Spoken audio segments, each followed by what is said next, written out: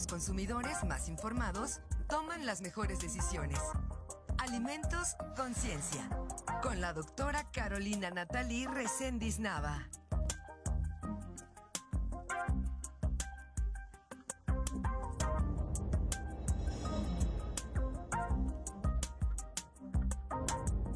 Alimentos Conciencia, nos vamos a ver a partir de este jueves, todos los jueves ya aquí en este espacio Presencia Universitaria, y hoy en un tema igual de interesante que todos los que ocupan de esta columna. Doctora, ¿cómo estás?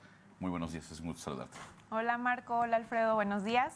Buenos días al auditorio que nos acompaña a través de televisión y a través de Radio Universidad. Hoy vamos a tratar un tema muy interesante y que yo creo que ha generado pues confusión, muchas dudas en los consumidores respecto, pues sobre todo a la parte de las etiquetas y demás, ¿no? Y son los endulzantes. Entonces vamos a tratar hoy el tema de endulzantes, el azúcar de mesa, los jarabes, los edulcorantes naturales, sintéticos y demás. Hay que hacer un paréntesis aquí primero y yo creo que hay que mencionar que las personas que tienen algunas patologías con respecto al consumo de estos productos, de estos ingredientes, siempre lo recomendable es que acudan con un experto en el área de la salud, siempre con un nutriólogo, con un médico que tenga la especialidad en alimentación y en nutrición. Entonces, esa siempre va a ser la recomendación.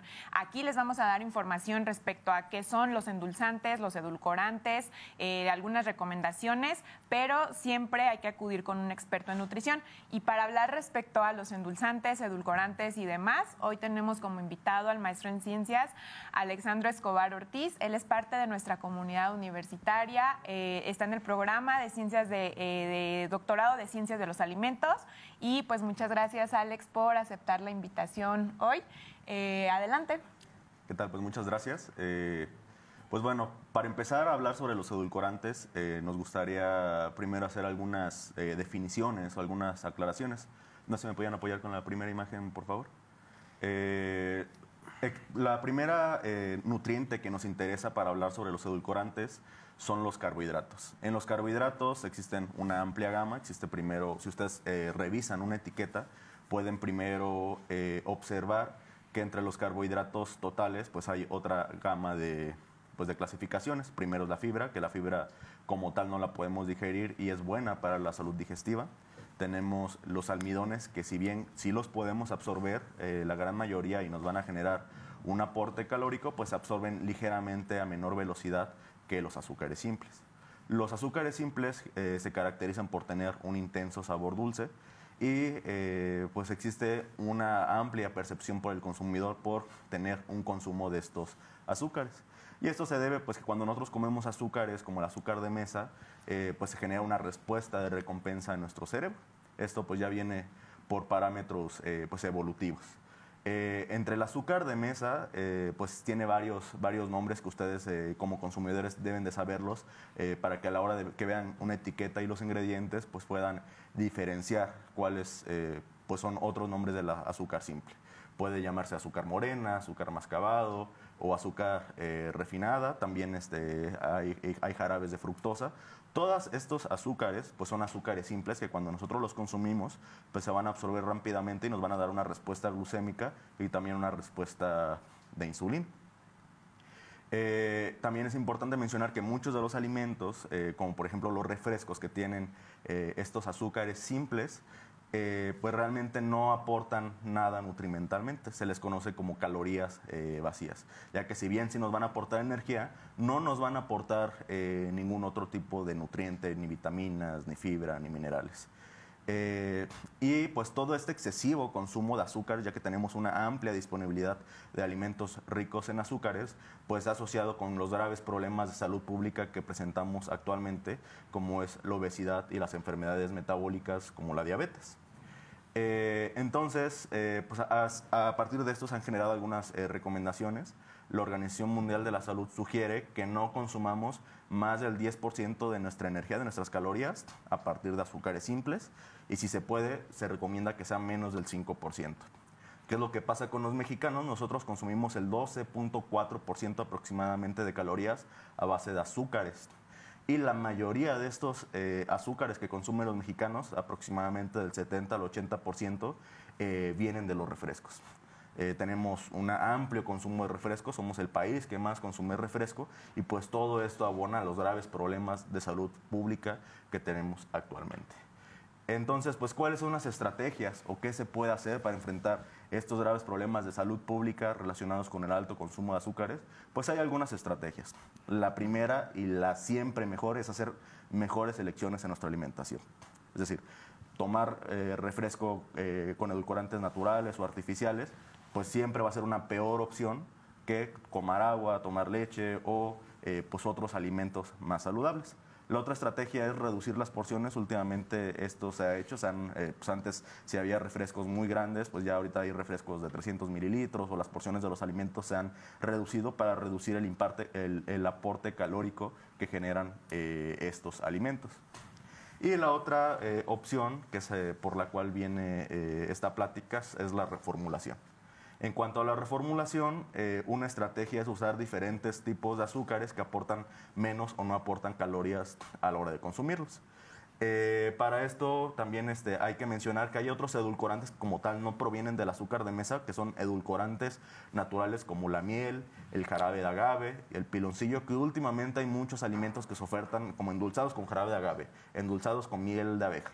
Y que si bien esto puede generar una percepción en el consumidor de que estos alimentos son más naturales, que son más buenos para la salud, pero pues realmente el aporte nutrimental es mínimo de estos edulcorantes y genera la misma respuesta de absorción de azúcar. Es decir, son malas opciones para endulzar los alimentos.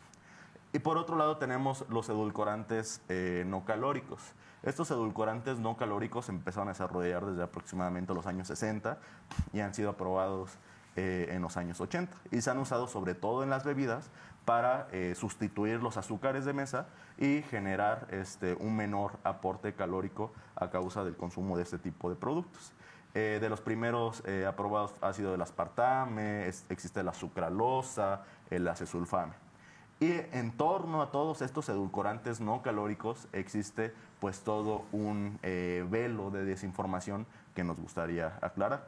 Lo primero que quiero mencionar es que estos edulcorantes no calóricos, todos los que se usan realmente en la industria, han sido aprobados, evaluados por instancias regulatorias internacionales. Los evalúa la FDA, que es de Estados Unidos, la EFSA, que es de Europa, los evalúa la IECSA, que viene de la Organización Mundial de la Salud.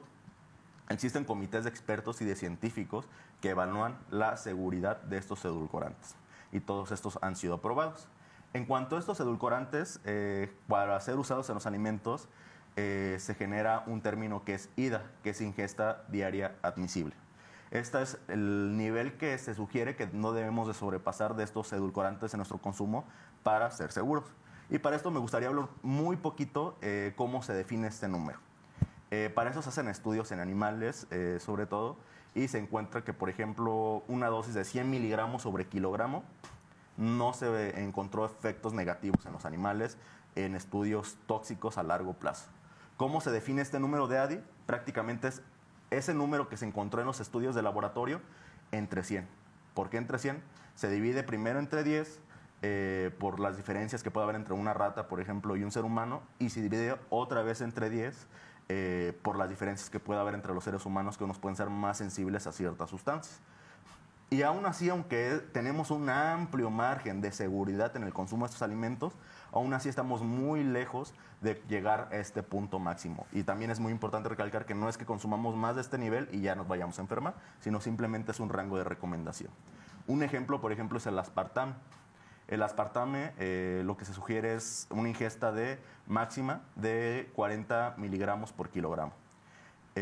Para que, por ejemplo, yo o una persona, por ejemplo, que pesa 70 kilos, llegue a consumir esta ingesta admisible, tendría que consumir 15 latas de refresco dietético. Entonces, realmente los rangos, porque los edulcorantes tienen un amplio rango de dulzor, son sumamente dulces los edulcorantes no calóricos, a veces hasta 600 veces más dulce que el azúcar. Entonces, esto nos permite que el consumo de estos edulcorantes, pues los consumamos en rangos o en dosis sumamente pequeñas y que estamos muy lejos, pues, de llegar a esta dosis que pudiera representar como máxima. ¿Me podían cambiar la imagen, por favor? Y bueno, todo esto se ha posicionado como una posible estrategia para pues generar alimentos con menor aporte calórico. Nuevamente, aquí es importante recalcar dos cosas. Primero, si una persona tiene enfermedades como diabetes o otras patologías, siempre tiene que estar monitoreada por un experto en la salud. Y bien, también la otra cosa que quiero recalcar es que la mejor opción para hidratarse, en el caso, por ejemplo, de las bebidas, es el agua.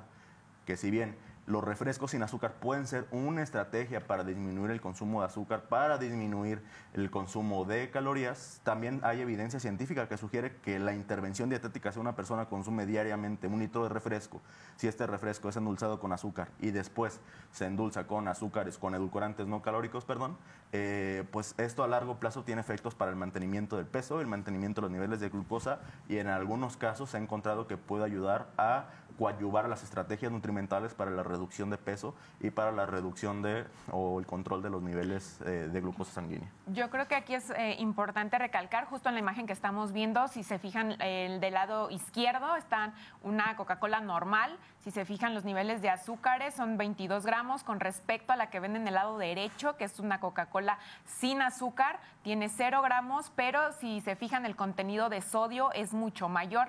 Entonces, sí hay que saber leer las etiquetas. Aquí tenemos un ejemplo. Chequen la cantidad de azúcar, la cantidad de calorías, la cantidad de grasas totales y la cantidad de sodio. Es súper importante.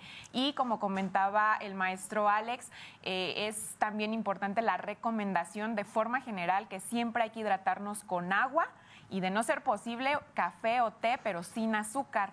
De ahí en adelante, pues se pueden agregar poquitas cantidades de azúcar, ¿no? Para ir reduciendo justamente este consumo.